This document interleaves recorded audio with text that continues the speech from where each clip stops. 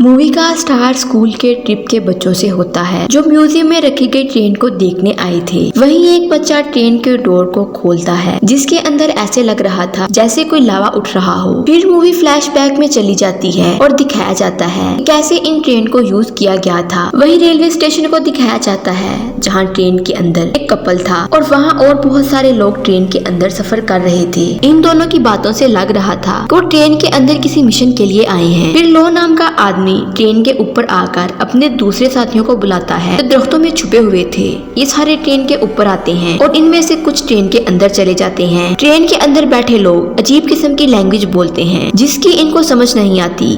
ये वहाँ की सिक्योरिटी को एक एक करके मार देते हैं। वहीं इन्होंने एक आदमी की लाश पर किसी जानवर की फोटो बना दी थी। दूसरी तरफ कैप्टन अपने लोगों को ट्रेनिंग दे रहा था। वहीं उसे एक फोन आता है। इसके सुनने के बाद वो अपने लोगों को काम पर लग जाने को कहता है। नेक्स्ट एक लेडी सारे काम करने वालों को पैन केक देती है।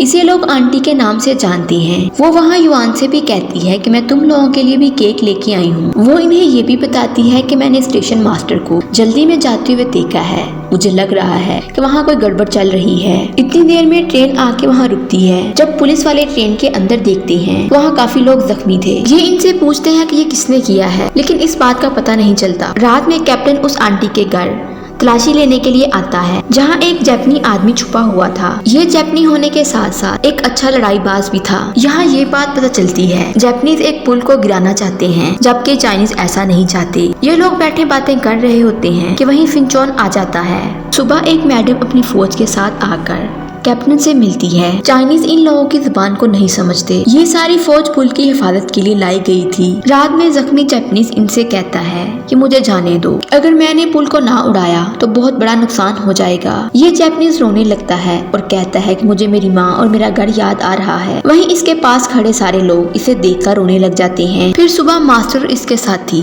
जापानीज को ट्रेन के ऊपर से पैराशूट के जरिए इसमें गिरा देते हैं। मास्टर इसके साथी भी इसके साथ ही इस ट्रेन में गिरते हैं। ये मास्टर को जाने का कहता है। वहीं ट्रेन को रोक लिया जाता है। फौज आकर इस ट्रेन की तलाशी लेने लगी थी। तभी वहाँ फौज ने आकर इस जापानीज को पकड़ लिया था। इधर मास्टर ट्रेन के नीचे छुपा हुआ था। जापानीज जाते हुए इस मास्टर से कहता है उस पुल को 3 दिन में उड़ाना होगा। नेक्स्ट मास्टर कैप्टन के गोदाम से सारा बारूद उठाकर अपने साथियों के साथ इस ट्रेन के अंदर बैठकर निकल जाता है। इधर कैप्टन के लोगों को जब पता चलता है गोदाम में से सारा बारूद चोरी कर लिया गया है, कैप्टन अपनी फौज के लोगों को इन्हें ढूंढने के लिए कहता है। अब ये लोग भी ट्रेन के पीछे आ रहे थे। वो इन पर गोलियां चलाते हैं। इधर ये सारे पकड़े गए थे। वो इन सबको पकड़कर ट्रेन के एक डिब्बे में बंद कर देते हैं। लेकिन इन सबको बचाने के लिए फिनचोन आ जाता है। वो इन सबको इस ट्रेन के डिब्बे से कैसे भी करके निकाल देता है। फिर ये इन सबको एक ऐसी जगह पर छुपाने के लिए ले जाता है जिसके बारे में कोई नहीं जानता था। वहाँ बैठकर ये बातें करते हैं। जबकि दूसरी तरफ जापानीज इनको ढूंढने के लिए इस जगह तक भी पहुँच गए थे। ये कम होने की वजह से इनका मुकाबला नहीं कर सकते, इसलिए यहाँ से निकल जाते हैं। फिर फिनचोन को आइडिया आता है। ये सारे इनकी तरह का यूनिफॉर्म पहनकर बोट के अंदर बैठ जाते हैं। ये इनकी लैंग्वेज को नहीं समझते लेकिन वैसा ही करते हैं जैसे ये करते हैं। फिर वहाँ अचानक से एक धमाका हो जाता है। वहीं मैडम भी आ जाती है जो अपनी आर्मी से कहती है तुम लोग इन्हें ढूंढो, अगर तुम लोगों ने इन्हें ना ढूंढा तो मुझसे बुरा कोई नहीं होगा। नेक्स्ट फिनचोन इन सबको एक पथरीले रास्ते की तरफ ले आता है। इतनी देर में वोंग इनके लिए वहाँ खाना लेके आती है और आंटी ने इनके लिए एक लेटर भेजा था जिसमें लिखा हुआ था कल यहाँ से बारूद से भरी हुई ट्रेन गुजर रही है। इस बात पर फिनचोन इनसे कहता है कि कुछ भी हो जाए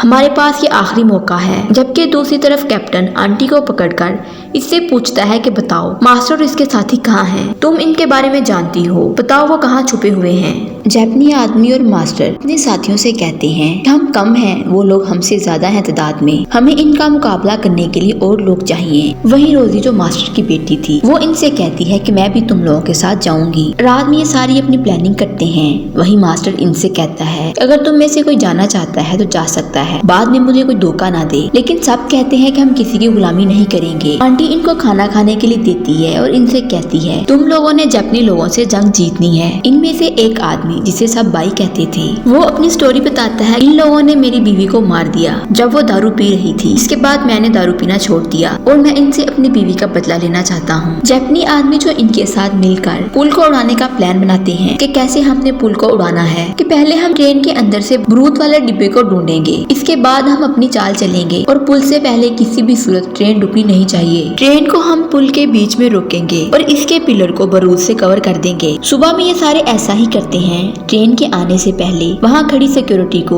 एक एक करके मार देते हैं, जबकि दूसरी तरफ ट्रेन बारूद को लेकर पुल की तरफ आ रही थी। रोजी भी आ जाती है। मास्टर इसे कहता है कि तुमने पुल आने से पहले उतर जाना है, तुम आगे हमारे साथ नहीं जाओगी। ट्रेन के आगे एक आदमी अपने जानवरों के साथ पटरी पर आ जाता है। वहीं ट्रेन का ड्राइवर इसे आगे से हटने को कहता है। ये लोग इस बात का फायदा उठाकर ये सारे ट्रेन पर चढ़ जाते हैं। ट्रेन में आकर ये सारे जापानीज को एक एक करके मार देते हैं। अब ये सारे एक डिब्बे में थे और हर कोई अपने अपने काम पर लग जाता है। थोड़ी देर में ट्रेन स्टेशन पर आके रुकती है। कैप्टन ट्रेन को चेक करता है। वही मैडम ट्रेन के अंदर आकर से चेक करती है और इसे पता चल जाता है कि ये चाइनीज हैं। वही इनके बीच हाथापाई होती है। जबकि ट्रेन चल पड़ी थी, मैडम ट्रेन के अंदर ही थी, तो कैप्टन को इस बात पर शक होता है कि ट्रेन के अंदर कोई गड़बड़ चल रही है। मैडम अपने लोगों को गोलियां चलाने को कहती है। नेक्स्ट मास्टर रोजी को कहता है कि अब तुम वापस जाओ क्योंकि अब पुल को गिराने का टाइम हो गया है। ये फिन, जॉन और रोजी को ट्रेन से धक्का दे देता है। इधर ट्रेन ट्रैक के बीच रास्ते पर रुक गई थी। तो वहीं जापानीज की आर्मी और मास्टर के लोगों के बीच में लड़ाई होती है। दोनों एक दूसरे पर गोलियां चलाते हैं। वहीं दूसरी साइड से एक आदमी कंटेनर पर इनकी तरफ एक धमाका करता है, लेकिन ये कैसे भी करके इनका मुकाबला करते हैं। अब ट्रेन गलत ट्रैक पर चढ़ गई थी, जिससे काफी तबाही होने लगती है।